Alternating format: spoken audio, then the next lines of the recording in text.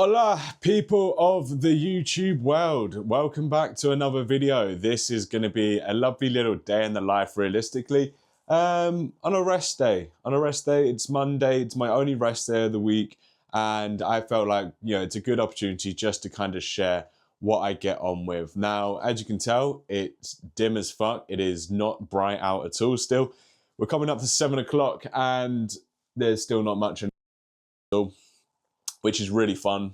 This is why this time of year is a lot more difficult. It's a real resilience building type of months. But this morning, what would you have missed? My morning walk, the standard. You go back and watch any of my full days of eating or anything like that. You see I do a morning walk, 45 minutes, same route, pick up a monster, happy days. Monday morning, then I get into the fun stuff. I've done a blood test this morning, hence why you see my finger blaster plasters. And that worked too well. And then I've done the fun admin jobs, just been looking around at the business side of things, accounting, all that kind of good jazz, because we have an important meeting tomorrow. So now we are going to get into breakfast, which I'll take you downstairs for. And we'll go afterwards for our digestion walk, post off our blood test to go see what our markers are looking like, just to ensure a couple of things are all well and good whilst we're in this off season. And we've got an exciting day. So obviously, full day of check-ins. I'll leave you in the background for a few of these, for a few little bits. Obviously, nothing personal is going to be shared because that's not your fucking concern. But a little bit of an insight nevertheless as to what I do on a typical Monday with my one-to-one members. And then alongside it, we've got two huge seminars today. One with a bloke called Sam, I believe, who's coming in as a guest speaker. He is a strongman and it's all about kind of programming and the fundamentals of it and how to excel in programming for our members, which is fun because obviously it's a portion that I do obviously look over, but it's not one of my main things. So anything that I can improve upon in, I guess, a weaker area of my coaching, it'd be absolutely fantastic to do so, especially through something like strongman and the powerlifting side of things. It's not obviously my area of expertise, so I'm going to be absorbing that like a sponge. Then we've also got a Omnia seminar later today with Dr. Phil, going over the reasons why we need a 6-hour gap realistically between two forms of training. So when you are looking at double days of training, either you would do these back to back like I typically do, which I will do tomorrow on a Tuesday, or you want 6 hours in between, and he's going to go over the fundamental reasons why and the research behind that. So that is going to be fucking crazy. But let's get on with the day. Let's not waste time. Let's get ahead of ourselves. Let's go finish this fucking monster. Let's go have some brekkie. Yeah, man. Bash. So here we go, as promised. Bang. Here is breakfast. A beautiful little pot. Show you the fucking insides of it. Oh, hello. So this is what the missus sees. It doesn't look fucking nice, I tell you. Well, you know what? There you go. Look how appealing that looks. At least it fucking tastes good. So yeah, let's go scran this, go for a little walk-see, and let's get on with some check-ins, and we will cut to that. Fucking, this looks ridiculous. I've just got back, and I'm going to take my creatine, so here's your daily reminder to take your creatine. But one of the things I did want to mention is that I've not been sleeping the greatest, realistically, as of late.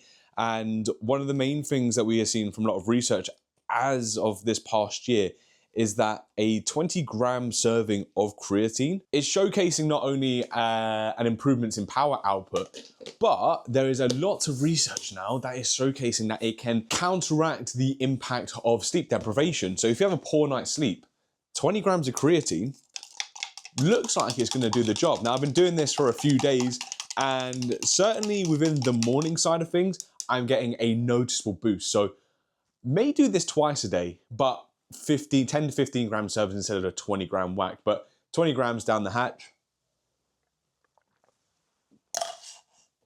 Mixes beautifully. The one and only Seeing Sport. That's where I always get my supplements. And members, don't forget, you get your discount code exclusive towards yourself and no one else. We have the best discount code available on the website for a fucking reason. Even when we look over the past 11 weeks with that in consideration, we're still over £12 down, which is a fantastic rate of loss still to be achieved within that time period, regardless of the fact that we did have this holiday booked. So when you take that into further consideration, mate, we're going to fucking crush it. This end of the year, this next kind of 6-week block we can look into before we take a little bit of a step back over the Christmas period where we can have a little bit of extra food once again.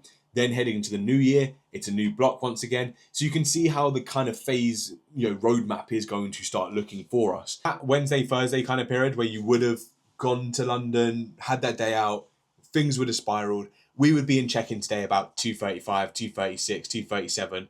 And you can just feel the kind of knock-on effect that would then have onto this week. We are realistically looking pretty much at like a half a stone difference between what a previous version of yourself, the position you would have been in there, and what the current version of yourself is displaying today. Almost done with check-ins. Got 1 or 2 left actually remaining. However, I have a call at 12 o'clock. It's currently 20 to 12. I've got a nutrition call with Mr. Tom McClure. He is the head nutritionist at Omnia Performance. So Omnia is the team I use for my personal training and my training programs, as well as the nutritional side of things for my actual training. So yeah, that would be a nice one. I'm just eating my next meal. Made a bowl of rice flour with sweetener, got some whey paste on top of banana, and a lovely little bit of pistachio dolloped in the middle. Look at that beauty. So yeah, gonna mix this all up, make this not so pretty. Go into this, head into that call, and yeah, we'll go from there. We also got another call afterwards, which whether or not I eat before then or if I eat during it, that's yet to be seen, but we'll see. Time is of the essence. I need to eat this, get a walk in for digestion purposes, maybe a sweet rosa as well, and we'll catch up there. I'm still like 15 degrees where I was running. I'm still quite mild, so like my sweat rate is still moderate. So it's making sure, right, am I replenishing the fluid that I've lost during training? Finished my check-ins now, and obviously I was on the nutrition call with Tom McCullough. Real kind of interesting thing, and something I want to definitely touch upon now. Making some chicken stir fry, which should be good. But yeah, it was a whole nutritional conversation essentially, and one of the key vocal points that I wanted to touch on was kind of hunger surrounding still being in a bit of a gaining phase, which is a good sign ultimately. It means your body's using your fuel effectively. But one of the things for me and what I struggle with consistently is trying to keep that under check. Because being a bigger guy formerly, being overweight, the natural process of gaining weight, from a mental perspective, when I'm doing it on purpose, even though I know the rhyme and reason behind it, obviously in this off season, I'm looking to put a lot of size on, which I'm the strongest I've ever been, and I'm doing this quite effectively. It still is a bit of a mental battle, and it's always going to be, I think, for that. I know the reasons behind it. I know why I'm in an off season. But that still doesn't dispute the fact that I do find this difficult. And I feel like I'm always going to in some way, shape or form. And despite all my years of knowledge and implementation of things, I'm in my most successful phase currently. Sorry, boss, I need to close this door, set the fire alarm off. Talking to the cat. But despite that, I know I'm going to struggle with it, but it's about persevering through. It's about building resilience. It's about showcasing myself now so my future self can benefit. I'm not in summer right now. Like, around my ultra marathon, that was the leanest I was. And I have been this year. I am heavier now, but I'm significantly stronger right now. I'm feeling great. Hormones are definitely operating on a much higher level. Everything that I'd essentially would want, I feel great for. I'm just not as lean. And putting size on, seeing the scale go up from a mental perspective is always a tougher one, I think, when you have come from an overweight background. When you've come from being obese, when you've lost the size, you've lost the body fat, and you have to look to put some muscle mass on during an off season, it's always going to be more difficult. And I think little things you can do, like I'm doing today, a bit of self-care goes a long way. I'm going to get my barnet done. Just makes me feel a little bit better about myself. Wearing clothes that I actually like to put on, you know, it's a lovely little fucking jacket, lovely number. You know, making nutritious foods, don't just relying upon shit. So you know that what you're eating is fueling the body effectively. You know, I'm just having chicken and vegetables right now. You know, just because I'm eating a ton of food doesn't mean my satiety still isn't high. You know, I'm always going to eat a lot of food, regardless if I'm in a deficit or not. But this just allows me to have, you know, a few more weekends where I can eat a little bit more food. I can go out with the missus and not have to worry much about what options I need to pick and things of this nature. But yeah, I wanted to say it because everybody tries to be perfect rather than just say it how it fucking is at the end of the day, especially coaches. They act like nothing's wrong with them, which is total out of bollocks. I'm always going to speak my mind. I'm going to speak it how it is at the end of the day.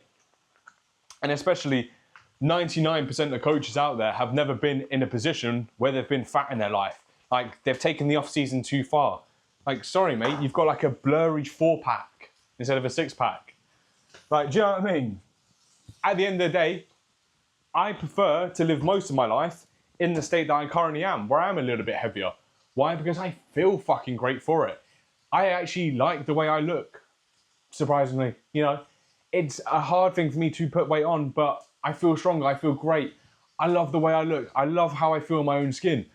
There's a lot more work that goes into that than just your calories and fucking macros at the end of the day. There's a lot more body image work that has to go into that feeling, especially when you come from a place where you hate the way that you look.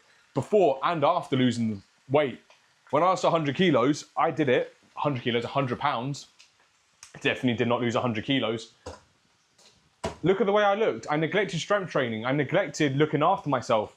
And I looked like dog shit for it. So, you know, it's about approaching it in the right way so you don't have to make those type of mistakes that I actually made.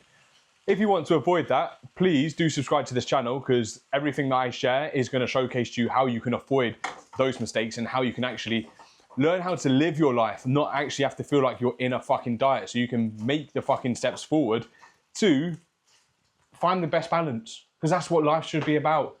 Look, does it come with sacrifices? Yes, of course it fucking does, because if you don't change anything, what changes at the end of the day? You can't have it both ways, but you can have it in a more reasonable light. You can have it in a better way where it's more manageable, where you actually enjoy things and you don't feel restricted and like you're on a diet 24/7. Anyway, let me show you the nosh rather than my fucking face. There you go, look, nice and simple. Bit of a chow mein sauce, some chicken, well, a lot of chicken, and some veg. We've got some peppers, some carrots, those little weird white sprouty things that taste like nothing. But yeah, gonna enjoy this. I've got a call afterwards with the Amplify lot. It is a guest training today, all about strength training and programming and how you can effectively do that. It's run by a strongman coach, so it's obviously a very different form. I've already spoke on this once within this call, but yeah, it should be a fucking good one realistically. I have three educational calls today. Obviously all my check-ins I've just done. I've got a client call later on at 6 o'clock as well. Got my haircut as well, which obviously, that's not obviously the biggest ordeal in the world, but it's just a busy day. It's just a busy day. And my day will end at 9 o'clock. So we start at 5 a.m, my morning ritual. So we started at 6 a.m, but ends there at 9 p.m. Getting a haircut in between. Oh, what is it? Fuck me, it's 12 minutes to 2 now. I've got to eat this and go on a 10-minute walk. How the fuck's that gonna work time-wise? Well, let's stop yapping. Let's get to scrunning. And let's get on this fucking call. Come on. And then slowly, like week by week, I just drop rocks more and more until they try lifting rocks and they realise it's the best thing ever. Is there any part that we are having essentially to play in this ourselves? Okay. Can we get a bit more specific? What does a fuck it bucket moment look like? Tell me what the first one of this week kind of looked like, and then... So, just wrapped up that call, and obviously only filmed the very much start of it while I'm just asking a couple of questions to kind of to get that kind of background knowledge, essentially, when it comes to members, you know, if we need to head into things a little bit more detail, you will always just see me ask a couple of questions. I'm not going to lead the conversation in any way, stretch, or form. It's the opportunity for me to get the best understanding out of my members in the situation that they found themselves in, and for them to guide them towards what is the best scenario in their life. Because as much guidance as I can give them to facing what is going to be a difficult scenario and how they can overcome it, they know best realistically in their life what they can actually manageably do in these type of situations in the future moving forward. What we were just going over there is essentially how frustration can build up. You know, in the specific scenario, we wouldn't probably find ourselves in that same situation again that me and the person were discussing. So it's not something we would look into again as a thing of like, okay, when this happens, you're going to do this. But what we can look into is the underlying emotion. We were talking about frustration and how when frustration builds up for this individual, then in turn, they kind of just go, fuck it, I don't really want to chat about anything else. It just, you know, you've just been off responsibilities. And that's kind of the mechanism that has been built within their life. So resultingly, you know, they just didn't want to make their meal prep as they normally would. They got a bit of convenience food on the way home because that was the easy option at hand. That was the automatic state. That was their frustrated state. Turn it into hyperarousal, put them into that fight or flight stance, and then what was the easy thing? To go grab a takeaway on the way home. And that just kind of spiraled as the kind of week progressed on. So we went into an avenue, okay, we want to catch ourselves when we start to feel frustrated. So it's about firstly recognizing what the body is like, how we feel when we find ourselves in a frustrated state. Then from that point, how can we actually stop ourselves? How can we get ourselves to be less in a hyperarousal state, less in a frustrated state, and bring us back to a calm state? So we looked into a modality like introducing a hairband, for instance. What this then enables the individual to do is little flick of the wrist, that pain can take us out of that automatic state where frustration will continually build up. It allows her to catch herself in the moment. Then as a result, she can implement a bit of breathing. What deep breathing does effectively, it's a body's internal mechanism to bring us out of a hyperarousal state and to help us to calm down. It brings us out of a potential of going, I'm super stressed right now, we've got to fight a bear or something like that. We're not in that scenario. So we're going to take ourselves out of it. We're going to find ourselves in a more of a parasympathetic state. And then as a result, what we find is that she can make a rational choice. We can ask ourselves leading questions, which I need to send over to her now. So through these leading questions, ask herself, what would I be proud of waking up tomorrow doing? Is this the best, in best interest of mine going forward to have this type of food? What options are at my availability and how would I best manage the situation? Asking those questions can then allow her to make a rational choice. So even if she does decide to choose food, for instance, it is a rational choice that allows her to have the control over the situation rather than be in a situation where frustration is built up. She doesn't want to do anything. She just throws it to the side, turns to food and feels completely powerless. Whereas in the situation, if she decides that, given everything that's going on, if I decide to actually go with food in the end, I'm okay with that because, I've looked over all the options and that is essentially what has to be done. It changed the narrative. And then as a result, because of the emotion, because of the rational thinking behind it, you're then less likely to spiral as a result because you feel in control, you feel in power. When you're empowered and making the right decision, you're then likely to bounce back the next day a lot more, even if it's the exact same situation. Your mindset and your frame of mind has such a huge impact on things. So yeah, that was one of our members' calls there, and that was coaching calls. And that's a little bit of an insight as to essentially what real coaching is, because a lot of online coaches don't actually fucking coach. They just prescribe meal plans and do training programs and stuff like that. And just if something goes wrong, they go, good luck, or follow the plan and then we'll make changes. It's not fucking coaching at the end of the day. So yeah, going to send over the leading questions to her now. And I'm going to go chill for a bit because I've got an hour and a half till I've got a call with Dr. Phil. And crossroad questions, that is the term I was looking for. So let's download that, send it across, and yeah, we're going to be heading over Phil's lecture all about why we should leave 6 hours between two modalities of training. So that'd be very interesting, especially when you see my double days. If I'm not doing them back to back, you will see I will have a good window between the two, and this will head over the educational and the underpinnings as to why. So yeah,